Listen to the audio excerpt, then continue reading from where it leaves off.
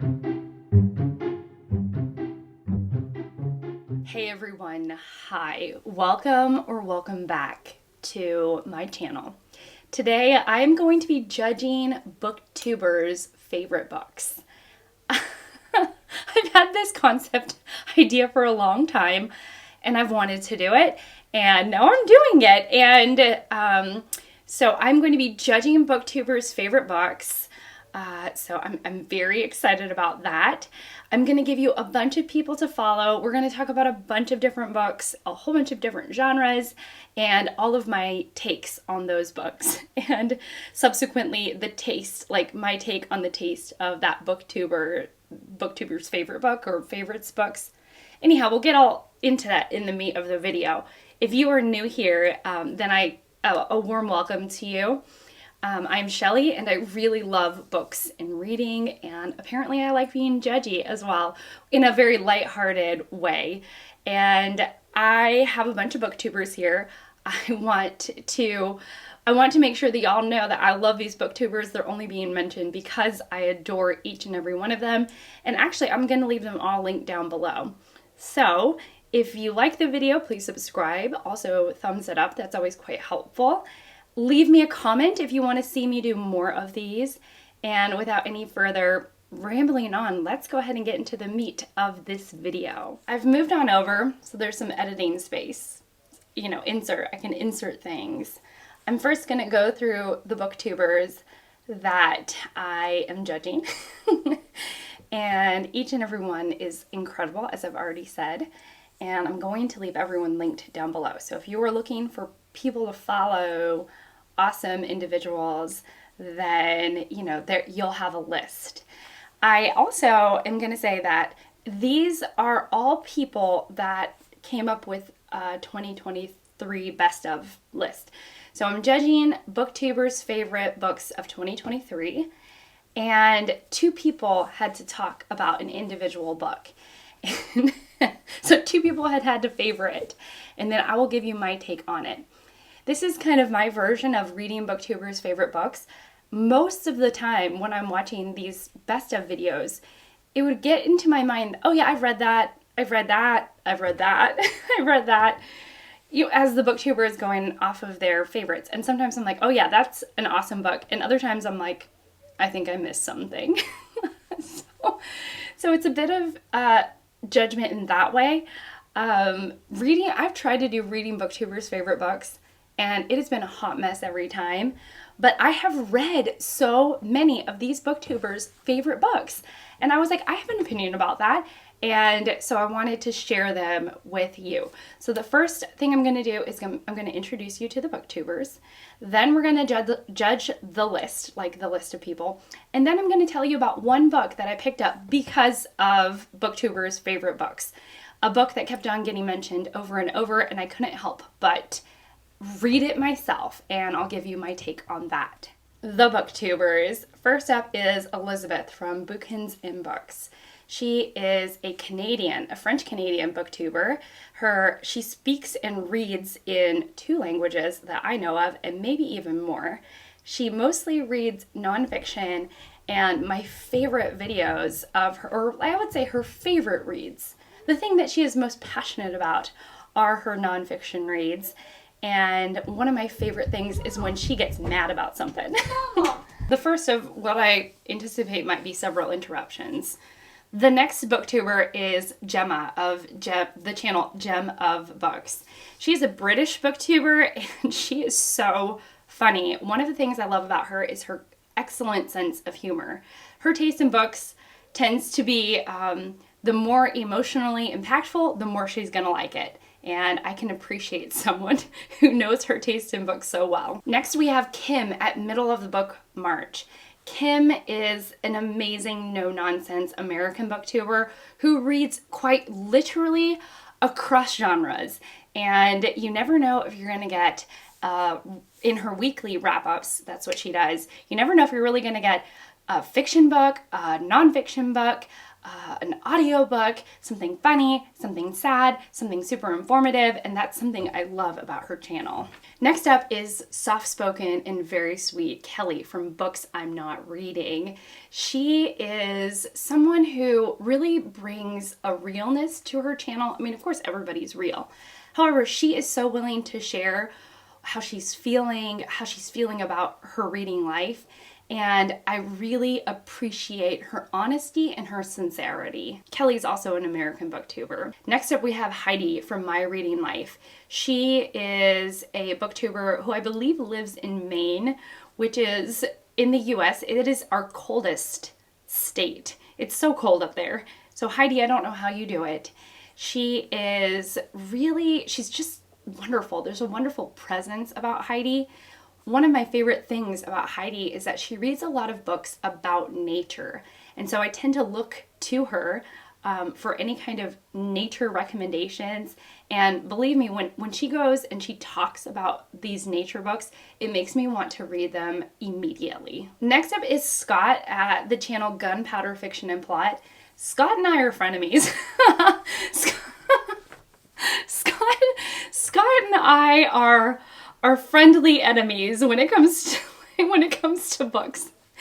I mean, one of us has amazing taste, and it's not him. I kid.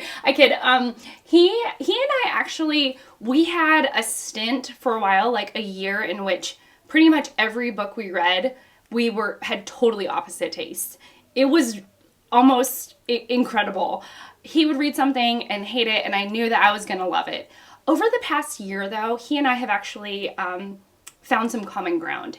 And the common ground that we share like hardcore. So we tend to have the same taste in classics and nonfiction, I think. I can't keep track. But sometimes I'll be articulating an opinion and he'll come out in the comments and be like, that is exactly what I was thinking. Which baffled us for a while because, again, for like a year or more, every single book we read that we had both read, literally the most opposite of opinions. It was like, it was bizarre. And I don't know who's turned a corner. Maybe I've changed. Who knows?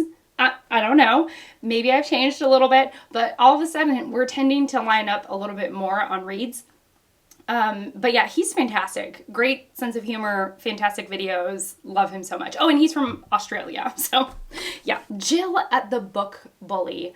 Jill is so funny. Her videos are so stinking entertaining. I watch her when she has the mini mic. She has like a little mic that she clips to like a pen or pencil and she talks into it. I know it's going to be a good video because I laugh so hard in her, like with her videos. She is just somebody that's very no nonsense, but also just has a genuine, natural sense of humor and like a humorous look at the world. And I love that. I love that about her. Jill is Canadian. There's a lot of Canadian booktubers. Maybe not on this list, but I do watch a lot of Canadians. Next up is Jolene, another Canadian booktuber. Jolene reads across all genres again, and she has the largest TBR I have ever known anyone to have, which she's been talking a lot more about now. Jolene is great. Jolene and I have been in a book club, and we've been in a lot of book club meetings together, and there's something just so sweet and kind. I would say Jolene has a kindness about her that I really am drawn to. Speaking of kind booktubers, Kristin at Enter the Book. Kristin is so kind. She has just a super sweet personality. And my favorite videos of hers are when like she just gets an idea, she grabs a stack of books, she sits down and she talks to you. And that's like most of her videos. But talk about just somebody who just has a genuinely sweet and kind personality. Somebody who also reads nonfiction and fantasy, and she just reads a ton of stuff. And I just love watching her as she is thinking through how she thought or what she thinks about a book. Another American booktuber, Susan at Road Reads. Susan has a fantastic energy to her. She's always energized, especially, and she gets more energetic when she's talking about either a book she loves or a book she hates. And I love that about her. She talks, it's called road reads because she does hit the road often enough. And I'm always wondering where she's going to pop up next. Like, in what part of the country is she going to pop up next? A criminally undersubscribed channel, Jess at Stalking Kafka. Jess is another Canadian booktuber, and she is so smart. Like, when I hear her talk about a book and deconstruct her thoughts and deconstruct the book, like her thoughts on the book and the book itself, I'm like, Jess, I want to be more like you, girl. I want to be more like you. She also has like a silliness to her channel, and I love that. She's somebody who will read, like, she reads a lot of classics, but a lot of contemporary books. And more often than not, when she talks about a book she loves, I want to read it. I want to pick it up. We're going across the pond again. Alice at the channel, Alice and the Giant Bookshelf. She has way too many books. That's her, those are her words. And she's just great. Her and I started our channels about the same time. She loves a good thriller and murder mystery. I swear she knows more about Agatha Christie than anybody else on BookTube. And I just can totally appreciate her approach to both, you see her desire to want to read books off her shelves, and to get her TBR, her unread books, to a more manageable number, but also this love to buy books. And she's always giving us a check-in as to where she's at on her giant TBR. And I don't know, it's been fun to follow, and it never gets old. Staying across the pond, we have Ben at Ben Reads Good. Ben is so articulate. If you are overwhelmed by sometimes the chaos energy that I give off, the nice opposite of me, the version of me that is the opposite. He's my doppelganger or something in personality, but he's so calm, is Ben, because he's so calm. He's super articulate. I really love watching his videos because he has both a pure articulateness that I'm lacking right now are to him, and also a conciseness. So here I am, sometimes I feel like I ramble and I'm trying to get to the point, as I'm trying to get to now, and then I watch Ben's video and I'll be like, I want to be more like Ben. Ben is so articulate. Ben is so concise. Ben puts his thoughts into like a perfectly packaged little blurb of a video that is both entertaining and informative, and I don't know how he does it, but I admire you, Ben. Then we have, did I already give the sweetest booktuber away? If not, then this is another sweetest booktuber ever, and it's Deea at the channel Novel Idea. She's another American booktuber. She is so sweet, so kind, so soft-spoken. You can tell that she just loves her family. She loves talking about her family, and she reads everything, truly everything. Nature writing, nonfiction, spiritual books. She reads fantasy. She reads it all. And picture books. I mean, her and I have bonded over the fact that we just love picture books, and she is just so much fun to watch. And finally, Charlie at the channel Charlie Brooks Reads. Charlie is great. She does these weekly updates in which she talks about what she's reading, but also what's going on in her life. And what's great about that is that there's a personableness to her channel and to her videos, because I feel like she's never putting on airs. She's always just bringing herself to the channel, to the videos. And I love that. I love that about her. Now let's talk about the books. They're in no particular order. They're all higgledy-piggledy. I am just gonna leave the book that I picked up because of Booktuber's favorite books to the end. Oh, I'm hearing my name, mama. First up is a nonfiction book called Paradise Falls by Keith O'Brien. This was favorited by Elisabeth, Kim, and Heidi. And here's what they had to say about the book. This book is fabulous. This is the story of Love Canal and the women, the mothers mostly, who fought to hold the companies who polluted, the companies and the governments the companies that polluted and the governments that allowed it to happen to task. So this is the story of how things finally moved and how these women got the attention of the authorities and got things done. So it was very well done. So it's very good work of journalism. I read this as a part of a literary judging prize. I'm sure some of these ladies did too. They picked it up because of the prize that we were judging for. And I liked the book. The subject is about a contaminated area that ended up causing the neighborhood health problems, and the way women, especially these mothers, bonded together to create a change. The idea was great. Actually, I remember it starting off really kind of slow in the beginning and then really picking up steam near the middle, and the end kind of got away from itself. But I wonder if because I was reading it in a time crunch, it affected the way that I felt about the book, and if they're actually right and maybe I'm wrong. I don't know. Next up is Helen Hamp's 84 Charing Cross Road, which I actually have right here. Here is what Susan and Elisabeth had to say about this book. I started with 84 Charing Cross Road, which is absolutely where you should start with Helen Hamp. You will fall in love with her. She is just delightful. It is a book made with letters. So the author, Helen Hanf, saw an advertisement in a newspaper about a bookseller in England, and apparently the prices were rather good. So she decided to order books from England. And throughout the years, there was a correspondence between the author, Helen Hanf, and various people at the bookstore. So one in particular, but also other people. And they ended up knowing another quite well. So the correspondence lasted over a decade. I first read Helen Hamp's book about 8 months ago, and I loved it. I loved it so much. It is just a special, magical, incredible little gem of a book. It's so short and so worth the read. It's incredibly sweet and surprisingly touching. I liked it so much that I joined a group here on the internet in which the first book that we read for the year was Helen Hamp's 84 Charing Cross Road. It was a beautiful way to start the year, and I'm so glad that I did it. The video's coming together because I have decided I'll just knock out all the nonfiction books at once.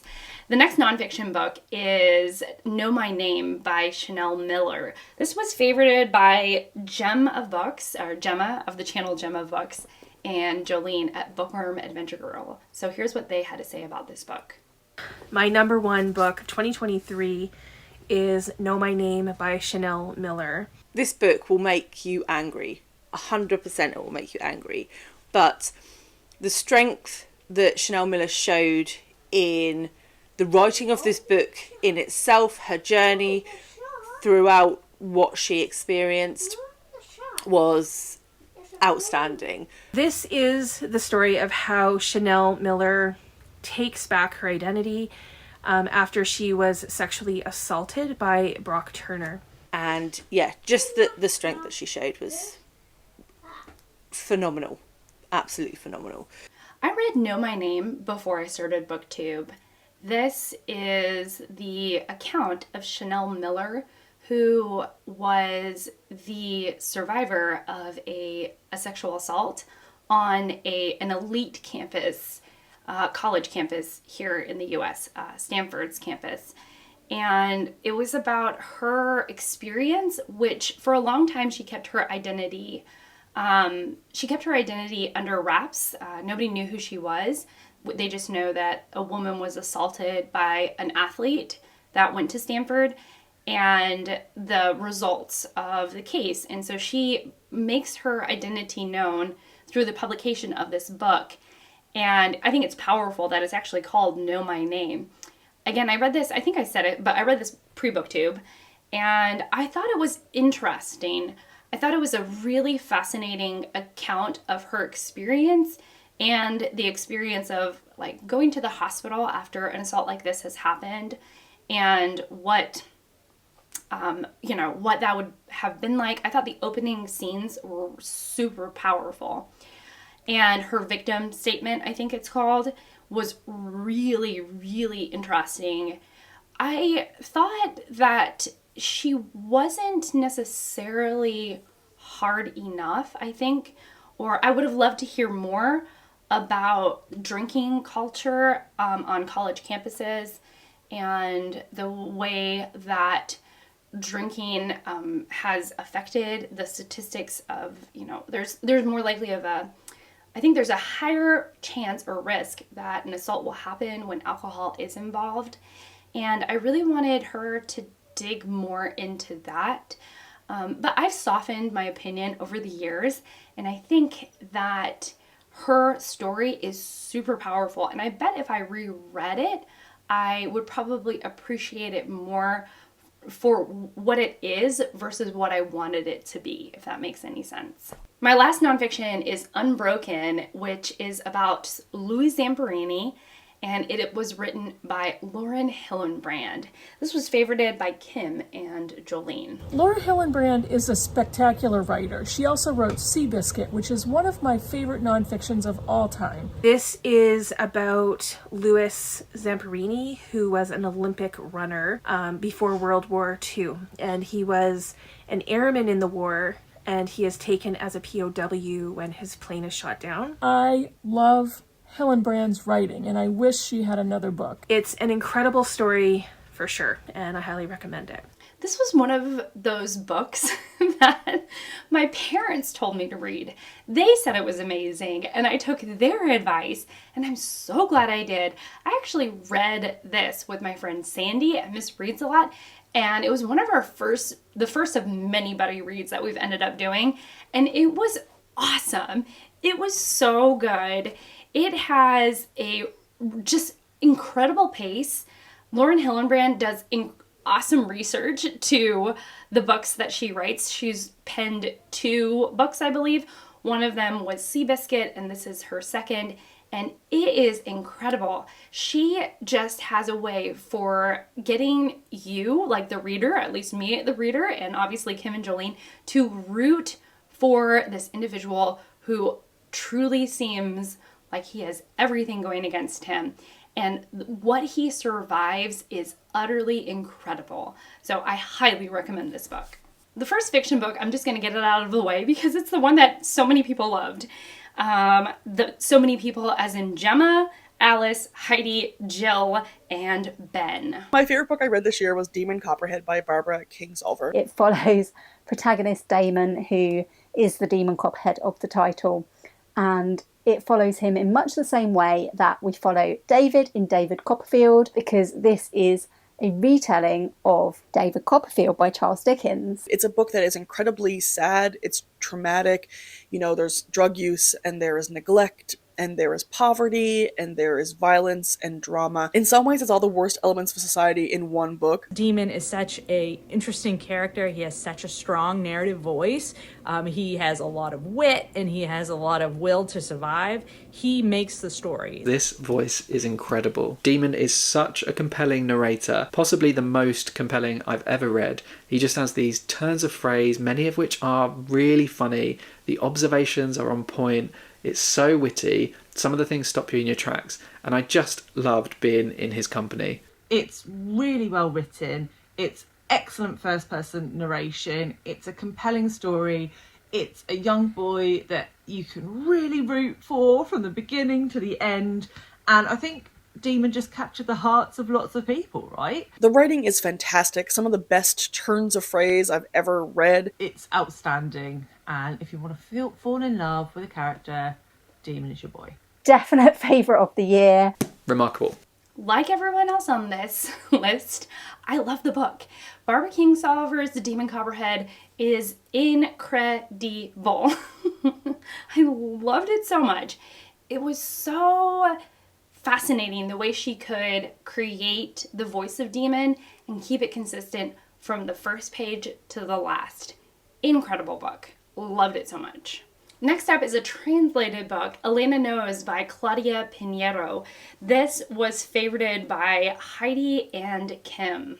This is the story of Elena who is dealing with the death of her daughter Rita. All told, over the course of one day in her life. The problem is Elena is suffering from very severe health problems. She has a very severe form of Parkinson's disease. It is so good. It was so well written. It was so well translated. Again, really, really slim, but it packs a punch, and it's the best fiction that I read that was translated in the past year. Interestingly, I can see why people really like this book.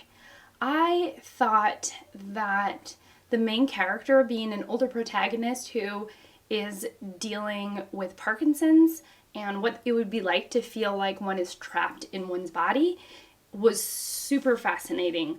But it did not come together for me in the least. I actually really didn't like this book. And I know that my opinion is an unpopular opinion, but the way that it all came together, I didn't buy it. I just was like, that felt so contrived and out of nowhere, and I felt like it had such a strong start. But again, I'm in the minority of thinking about this. So just take that with what you will. Next up is the 3 Theban plays by Sophocles. This was favorited by Kim and Deea. Deea specifically honed in on Antigone in her favorites. This is why I read. This is Sophocles 3. I just did this right in front of my face. 3 Theban plays: Antigone, Oedipus the King, and Oedipus at Colonus. This is why I read, people. This was just artistry in print. Antigone was my favorite plays that I read this year. It was worth every second of my time. I can't gush enough about this. This was one of my bucket list books that I just desperately wanted to read before I died. There was something about it that I just wanted to. I had this pull to the book, and I just couldn't quite get myself to pick it up. So finally I went on the internet, as one does, and said, I'm gonna read this, please read it with me. And I think Kim and Deea both joined in on that. So we kind of read it around the same time, but we didn't have a ton of conversations about it. I didn't have a lot of space to cultivate. I didn't have the bandwidth to cultivate conversations about the book at the time, but I did want to read it. And I'm so glad I did. I think about certain lines, certain people, certain characters in this book all the time. And Oedipus the King is genius. It's a genius story.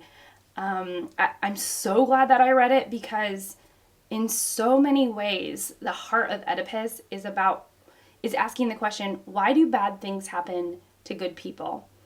And it's really interesting to see the way the ancients approach that question, especially Sophocles in this play. The way he approaches that question, it's so fascinating. And I loved it. I loved it. And I still think about the line, time obliterates. Next up is A Raisin in the Sun, which is by Lorraine Hansberry. This was favorited by Kim and Heidi again. So here's what they had to say. This was amazing. This is such a good, and it's so short. You can read it in just an afternoon. It's so interesting. It's about this Black family. The dad has passed away, and he had a life insurance policy, and the mom is trying to figure out how to use the life insurance policy to best effect. And it talks about a Black family living in a tiny apartment. I believe this is set in the 60s. So it's about the family itself, but it's also about these wider problems and structures that are impacting their ability to get ahead and to have a secure life for their family. This is a masterpiece. A Raisin in the Sun it's just a dramatic masterpiece.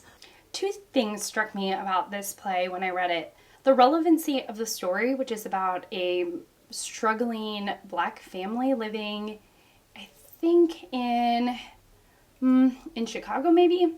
I don't remember. Why do I doubt myself? In Chicago. And just how, even though this was written some years ago, 50 years ago or 60 years ago, it still feels very relevant.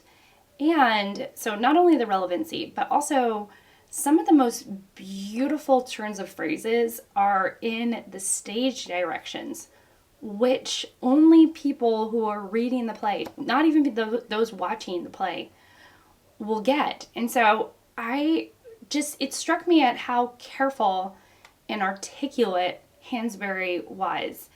And I would be very curious as to like some of the other things that she wrote, just because this play and the care that she took for every word, it seemed like, was just so noticeable to me as a reader. It stood out to me as a reader, and I still think about the turns of phrases that she had in this play. I still think about that even a few years later. Next up, Maps of Our Spectacular Bodies by Maddie Mortimer. This was favorited by Jess and Jill. My penultimate favorite book of this year was Maps of Our Spectacular Bodies by Maddie Mortimer. This book, this book blew my mind. You know, sometimes when you read something and it just kind of blows your mind and you're like, holy cow. This book is a story of a mother who has cancer, and on its surface that sounds bad, right? Like, this is going to be sappy and emotional, and it is emotional, but it's certainly not sappy at all. It's full of poetry as well. Like, it's just, there's so much going on in this book. I can't, there's no way that I can really summarize it, but a lot of it is visual. Like, if you look at that, like, she does a lot of this kind of thing with the visual words as well. It's just incredibly successful in what it's trying to do. I read this when it was longlisted for the Booker. So this was not in 2023, but in 2022. So I read this about a year and a half ago, and I liked it. Maddie Mortimer is a very young writer. I'm curious as to where her career will go, but some people, like, they love this book. Like Jill and Jess and my friend Fraser love this book. One of their top 10 of the year, or like top 20 of the year, depending on how many books obviously it made it into their favorites. It just didn't stick with me in that way. I think about it and I'm like, the story was good. The playfulness of language was good, but I don't like continue to think about it. I wonder if some of you have also had a similar experience. Next up, I have Mrs. Dalloway by Virginia Woolf. This is a favorite of Kelly and Susan. I loved it. I thought this may be one of the best written books of all time. Another book that I gave 4 stars to, but was such an incredible reading experience, was Mrs. Dalloway by Virginia Woolf. I did not love this when I read it in my 20s. I had a lot of difficulty understanding this back then. Another very sad, heartbreaking book. Again, I think it's one of the best written novels of all time. This was, I had read some Proust, and I'm sure I've read some stream of consciousness short stories. Proust writes in a stream of consciousness way. And I didn't quite understand the uniqueness of stream of consciousness writing until I read Mrs. Dalloway. And it really, stream of consciousness is attempting to allow the experience of the reader for it to all happen in real time, which is a feat.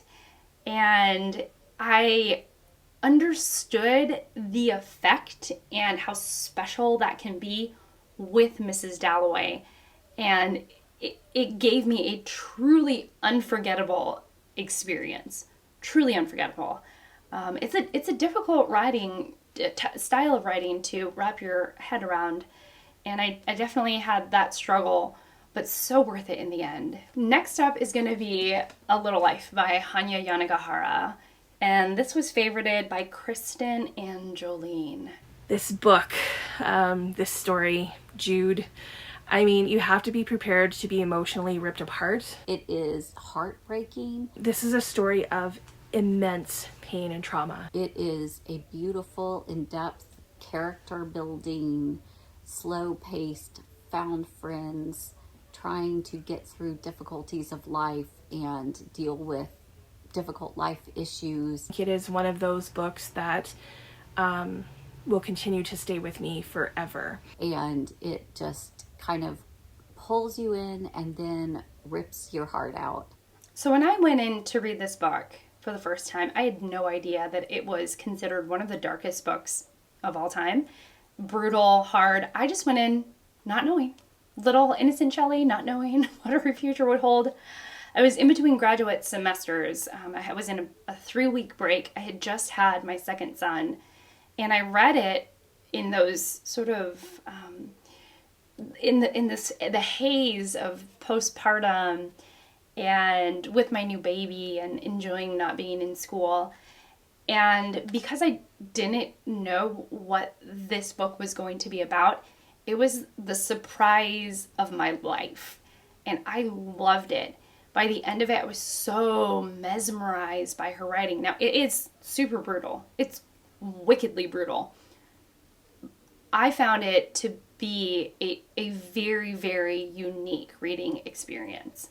And for that, I will be eternally grateful, both to my past self for picking it up at that time, and just for Hanya Yanagihara for creating such a interesting reading experience that was unlike anything I had ever had before. So wow, 2 books in a row that had just given me really unique reading experiences, but so worth it. Next up is A Fine Balance by Rohinton Mystery.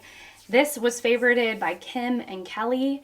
Here's what they had to say. This is set in India in the 70s, and it's kind of a sweeping tale of a family and their relatives and their friends and associates. It is so sad.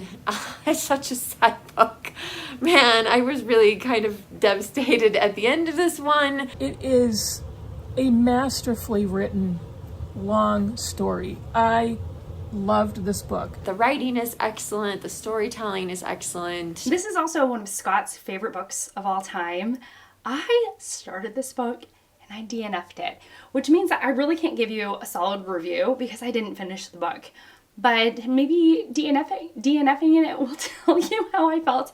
I've meant to try and read it again. I do like brutal books, and this is supposed to be a wickedly brutal book, kind of like A Little Life, but I still haven't gotten to it. I picked it up and I was just like, whoa. But maybe the difference between the two is that I know that A Fine Balance is supposed to be brutal, and I had no idea what I was getting myself into with A Little Life. So I don't know. Maybe that's the difference. I'm scared of A Fine Balance. But all I know is I got into it and I was just like, whoa.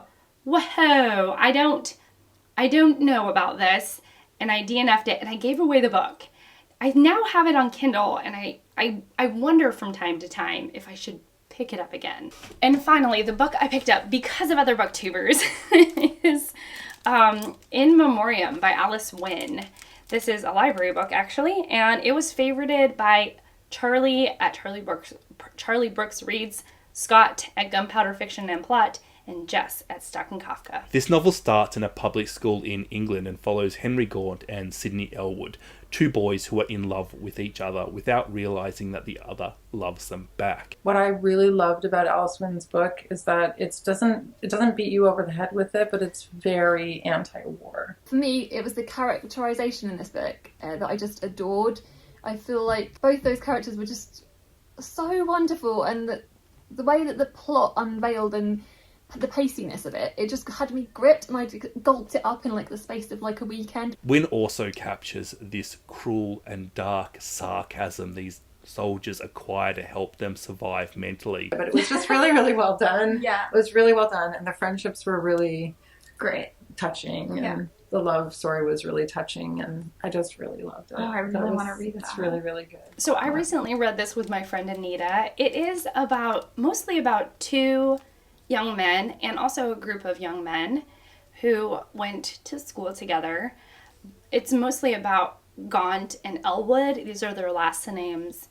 And we meet this group of young men when World War I is happening. And you see them all these men start to get involved in the war. And it is about friendship and love and poetry and war and the brutality of war. it made me actually super interested in World War I. I don't think I've read that many World War I books, but it was gorgeous. I mean, it was gorgeous. I love this book. And not only is it just about those themes, the themes of just love, forbidden love, being queer during that time period, but also about duty and honor and the impacts of war, sort of on a micro and macro scale. It's all about all of that. But one of the things I love the most were the characters she created. They were so beautiful. They were so beautiful. And the war impacts people in different ways, and she did such a good job at showing that. And it's also about poetry, which I loved. I mean, it's In Memoriam is based, the title is based off of the Tennyson poem In Memoriam, which is about Tennyson spent all these years thinking and writing poetry about a friend who died too young. Tennyson's friend was in his 20s. And the characters in this book, especially one of them who has a very romantic idea about the world, especially at the beginning of the book, quotes Tennyson all the time. And Tennyson is a huge figure in his life. And so you're getting this poetry, and it's being thought about, talked about, cited, in the book, and plays a role in the book. And then I turned around and I read a portion of In Memoriam by Tennyson, and it has this depth to it.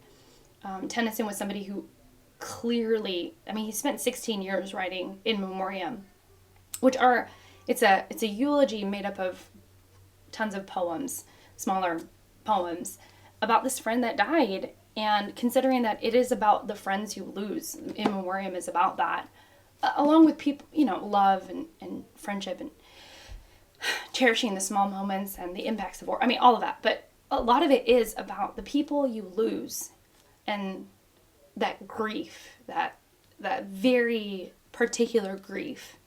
And it was such a special book. It was such a special book. I have not read that many. I've read a handful of fantastic books this year, but this is at the tippy top of my list now. So thank you to everybody who's been reading and reviewing this book. It's a crime that this book didn't get onto more best of lists, in terms of, or even prize lists, things like that, because it was genius. I love this. I love this book. Just everything I love in a book and more. So I'm so grateful, particularly to Scott and Jess and Charlie for putting this on their best of list, because now it will probably make my best of list for 2024. And I'm just so glad I read it. So, it makes me think, like, on the thing. I'm glad that I have a different opinion and that I could revisit books that I once read. Because a lot of times here on BookTube, I talk about a book once and I never revisit it again. Once or twice. A book will get airtime on my channel once or twice. And it's good to kind of go back and think, why didn't it work for me? And it's always interesting to find booktubers whose opinions differ than mine. And sometimes I think, was it me? But, oftentimes I'll just stick with what I thought. I'm like, it didn't work for me. Like Alana knows, I know did not work for me. And I'm okay with that. And then there are books where I'm like, maybe I was wrong, like DNFing A Fine Balance. But you never know. You never know. So I'm going to sit back in the middle and just to say thank you so much for watching. Thank you so much for being here. I really appreciate it. And I will see you all in my next one. Bye.